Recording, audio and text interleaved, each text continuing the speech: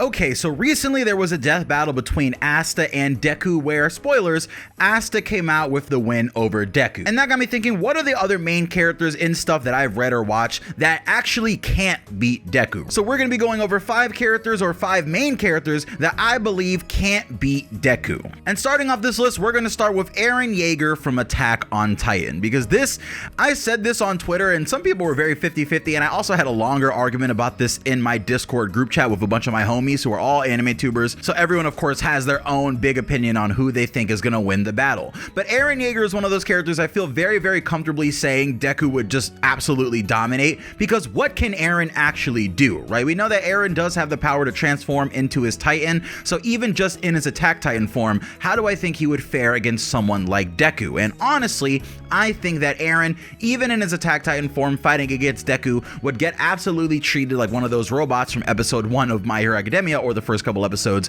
when Deku gets to UA and just use that big punch to knock the robot out that was trying to take down Ochako. Considering that in Attack on Titan, people are defeated by, you know, regular human beings, or I guess you could kind of stretch it a little bit and say that the Ackermans are a little different than regular human beings, but how much are they boosted really, right? And they have the boosters on the back, the little booster jetpack that they use for their 3D movement gear, and at the end of the day, they are still cutting down the Titans with steel. I don't remember if the steel or the metal that they use for the blades is some sort of special, you know, almost unbreakable metal or something like that. So I do think that they're using regular steel techniques, if not some older techniques, since I'm sure they're not using the modern process for creating steel or metal, especially not for fashioning them into blades. And they have that, and they are able to pretty much completely take on most of the threats in Attack on Titan. Now, obviously, people are a little outmatched by Titans, but you get enough people, especially experienced 3D movement gear users, to go against a Titan, and that Titan generally 9 times out of 10 is going to be slashed in the neck and killed. Now, yes, while I do believe that Deku is going to be able to just easily take out Eren in his regular Titan form, just punching Eren so hard that his body comes flying out of the Titan and he's completely out of commission,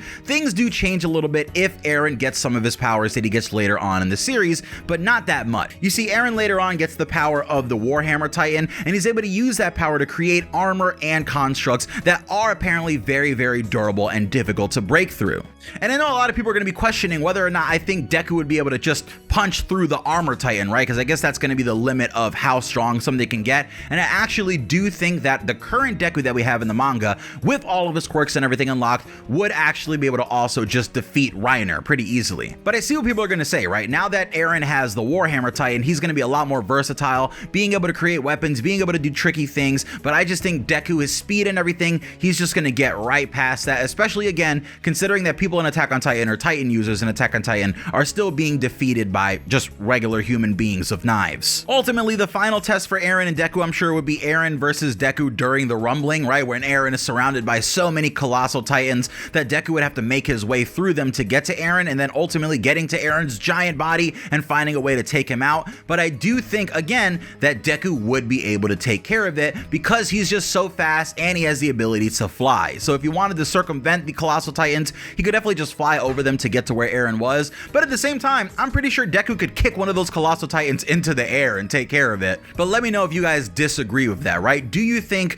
Eren, even the final Eren, would have a chance against someone pretty much just like Superman, right? Who was just so fast that Eren might not even be able to be aware of them before they sneak up on him and punch him out of his Titan, or just destroy the Titan piece by piece with their crazy impacts. Now, the second character that I think Deku would be able to handle in this video is going to be Gon from Hunter x Hunter. And I already hear the boos, I already hear the people not happy that I picked Gon, but let's be honest here, okay? Hunter x Hunter scaling is very impressive for Hunter x Hunter. They have one of the most impressive power systems in all of manga. There's a lot of things to really love Hunter x Hunter for, but I think that the level of power that characters have doesn't really equal up to some other series. Now, there are specific characters from Hunter x Hunter that I do think could take on many of the My Hero Academia characters, even Deku and All Might, right? Maybe Killua will have a chance because his speed is just godly after a certain point. You know, there's various characters that I could see coming out with the win against these characters, but Gon, however, is not one of them. Now, I clearly don't need to talk about Gon in his regular form or his regular kind of base output. We know, if we have any common sense at the very least, that Gon, before he goes adult form,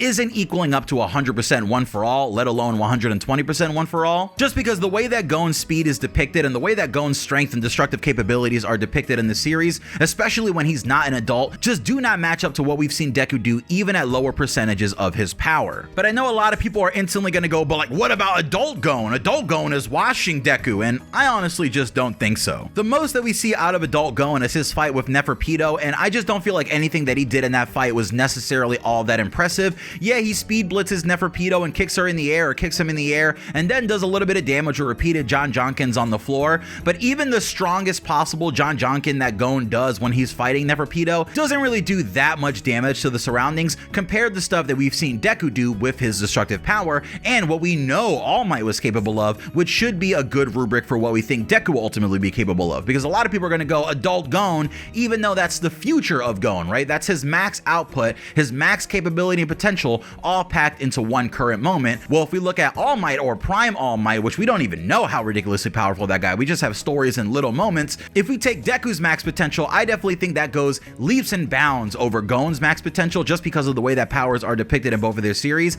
But I will say that Deku right now, with gear shift and everything that he has, would readily be able to take down Gon from Hunter x Hunter. But again, that's definitely one that I'm expecting to see people in the comment section not very happy about. Let me know what you think in the comment section below, and give me your reasoning for why you think Gon might actually beat Deku. Next up, I'm gonna cheat a little tiny bit because this is technically a main character, but he's not the only main character in this series, and I'm gonna go with Genos from One Punch Man. Now, I know what you're gonna say. Oh, Saitama is the main character of One Punch Man. Cool, I get it, but Genos is right there along with him, very much in the same way that Deku and Bakugo are the main characters of My Hero Academia, and how Vegeta and Goku are the two main characters of Dragon Ball at this point. Sometimes your rival does pretty much reach that same status of main character, and they tend to be the most popular character in the series, but I digress. Genos is one of the characters that I think would be the closest to Deku in speed, just because the way that Genos' speed is kind of depicted is incredibly fast. I know we have other characters like Speed of Sound Sonic, and obviously that would maybe be a better match for Deku's speed to a certain extent, even though I do think Deku is faster than him. However, Genos has like a ferocity inside of the way that he fights that I do think would pair him up really, really well in a fight against someone like Deku, because it would look like a really, really good fight. At the very least, this would be a very, very fun fight to watch until Deku ultimately got to Genos and ended up hitting him with a punch that we know would knock both of Genos' arms off, because that is kind of what happens. And I feel really bad about this because Genos, he is really, really cool. He is one of my favorite characters from One Punch Man, but every time we see him fight, he turns into the ultimate jobber, right? Never quite getting a win of his own. And I think that history would repeat itself if Genos ended up in a fight against the main character from My Hero Academia, just because Deku is so broken and so fast that I think Genos would even look at him like, whoa, did you train under Saitama? Did you train under my master? Because why are you so busted? Like, what's going on here? And I don't think that Genos would be able to keep up with Deku in his speed or his strength. I think ultimately, if Deku was able to land a solid hit on Genos, it's not going to be a one shot, but he is going to do significant damage. And ultimately, even though Genos does have his new attachments and transformations and stuff like that, I don't think Genos is going to end up coming out with a victory, just because Deku is so capable. With his Danger Sense, he could probably dodge a lot of Genos' attacks or see them coming, but I do wonder if Danger Sense works against stuff like robots. We know that it works based off of people's emotions or the intent that someone has, but would it count Genos as a person, right? Or would it see him as an inanimate object, and then would Danger Sense then apply to that inanimate object? I'm not 100% sure. I don't remember if Danger Sense only works on people, or if it would work on someone like Genos, who might not have ill intent towards Deku when he's attacking him, very much like how Danger Sense didn't activate when Toga was attacking Deku, because technically she didn't have ill intentions behind her attack. If that was the case, it would be very 50-50, I think, because if Deku isn't able to rely on Danger Sense, I don't know how well he would do in a fight against Genos, but I do think Danger Sense would help carry. And again, now with Gear Shift, Deku has kind of entered a whole new level of being able to be capable against certain characters, so I do think he'd be able to tussle with at least some of the One Punch Man characters. And while I don't think he would win against Saitama, and we are going to be including Saitama in another one of these style of videos very soon with All Might, I just don't think Genos could come out with the win here, and I'm sorry. Now, one broken character that I see on a lot of lists of characters who can defeat just other overly powerful characters tends to be Lelouch Lamperouge from Code Geass. Now, people will go, Lelouch can just look at your character and brainwash them and have them do whatever he wants to do. He can look at Prime All Might and be like, hey, die, and Prime All Might would pretty much do whatever he has to get to that effect. He'll just end up 100% Detroit smashing himself in the face, and that's it, no more All Might. But with Deku, we have a really, really strange circumstance where I actually don't think that Lelouch's Geass would work on Deku, and because of that, I don't think that ultimately Lelouch should be able to come out with the win over Deku. Now, in this fight, I'm clearly not just going to have Deku and Lelouch standing in a battlefield looking at each other and Lelouch waiting for Deku to come come and punch him and take his head off. I will give Lelouch his army of mechs and his army of soldiers and everything that he really needs, but I do think eventually that Deku is tearing through all those different mechs and all those different pilots, and eventually he is going to end up in a conflict straight up with Lelouch, where Lelouch is going to fold and try using his Geass as a last resort on Deku, and he's going to find something very strange happening, because we've already seen a mind control power attempt to be used on Deku, and what ends up happening is the previous users of One for All somehow interfere in this process and give Deku a chance to break free from the brainwashing. Now, this is how it went very early on in the series, and in later attempts for people to try to brainwash Deku, we do see that this sends him into the Vestige world, but now in the situation that Deku's in, it seems like he has so much just not even control over the Vestige world, but they're so present that I don't know that Deku being hit by any sort of brain control would actually send him to the Vestige world anymore. I honestly feel like the different vestiges within Deku who are now able to just communicate with him freely like stands would be able to keep him from falling to such a threat, especially because again, they were able to do that so early on in the series. So because of that, I don't think Lelouch's Geass would actually work on Deku, and considering that's one of his strongest things that he has, right, one of his strongest abilities, I don't think that Lelouch would ultimately end up coming up with a victory against Deku. Yes, he would probably have an amazing plan, but you can only plan so much before you get punched in the face and then everything goes out the window. And I do think the plan would be impressive to see, but there's just some factors regarding Deku that Lelouch just really wouldn't be able to take into account, especially considering that Deku right now